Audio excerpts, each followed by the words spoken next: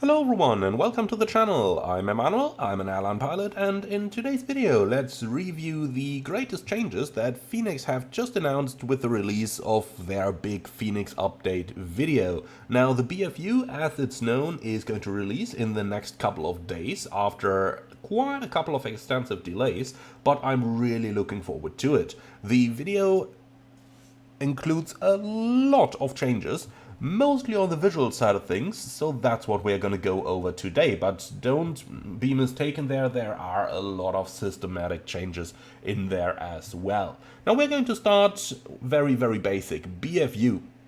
As a fun fact, in real aviation, BFU stands for, wait for it, Bundesstelle für Flugunfalluntersuchung.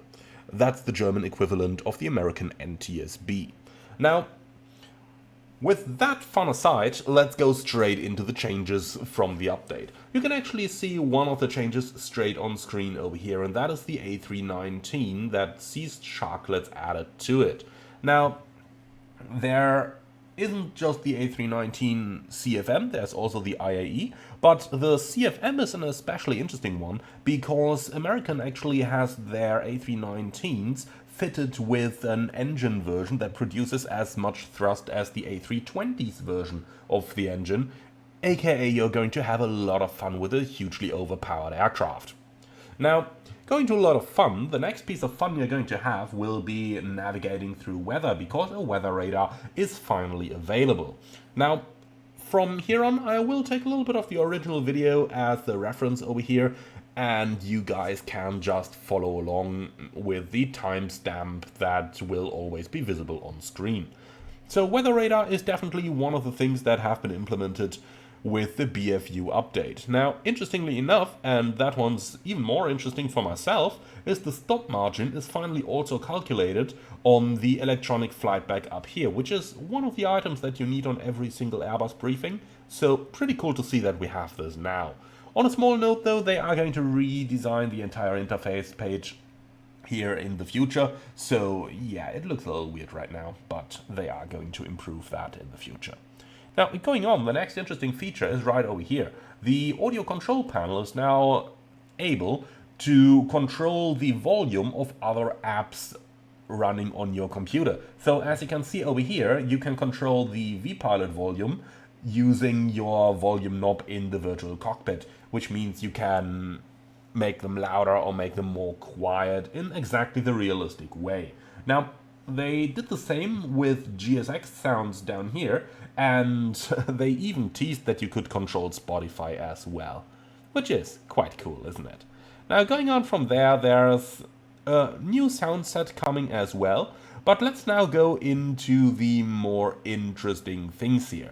So the outside model has seen a whole revisit, bringing it into a whole new level of detail. So they added the LOD models from FS 2024 so that when you are further away from a certain object, the object is going to be shown in less detail, thereby dramatically increasing the performance you are going to see of the aircraft. And that's not just the case on the outside, but that's of course also the case on the inside. I do recommend to watch the entire video there if you're interested in exactly how all of these changes are going to look like.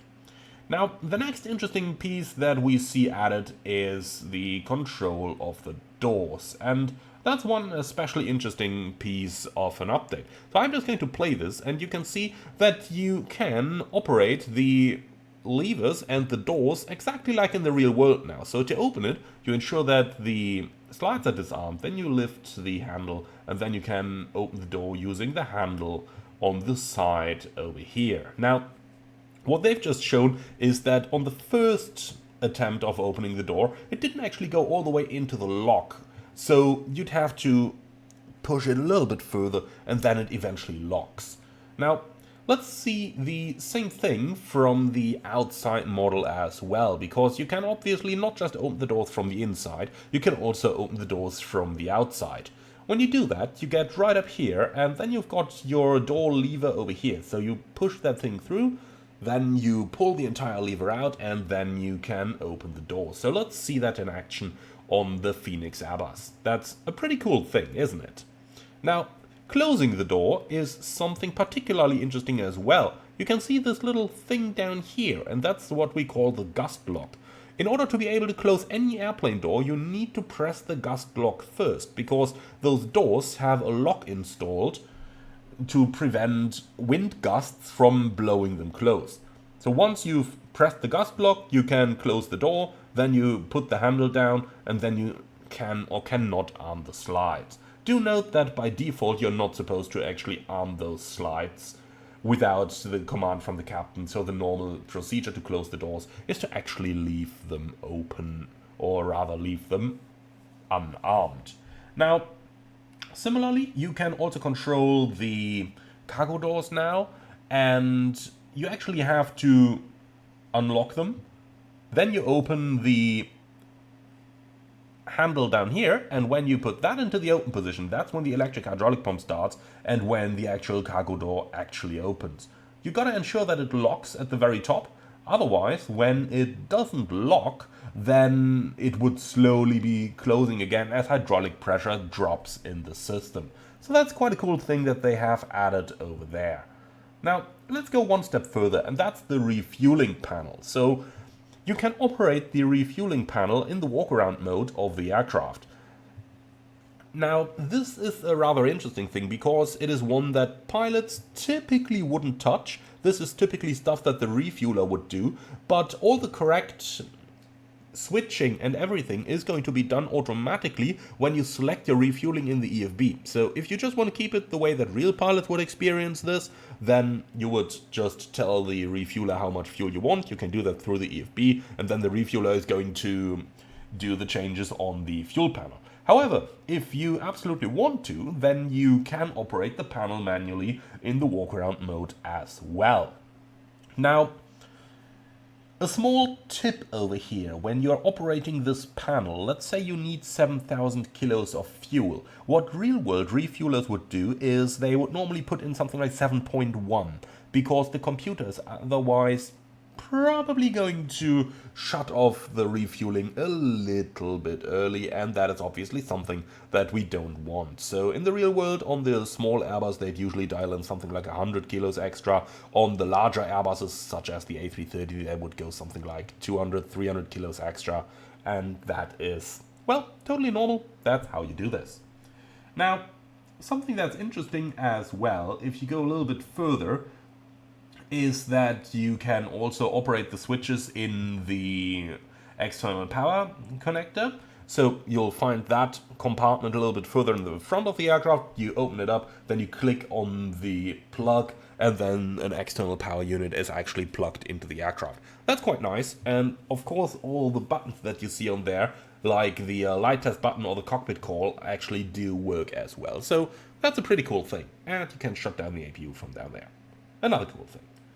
Well, another thing that's worth talking about is the engines. As part of the walk-around on the A320 family, you would rotate those engine fans. And provided that YouTube actually loads my video over here, I would love to show you that Fenix have actually implemented this now.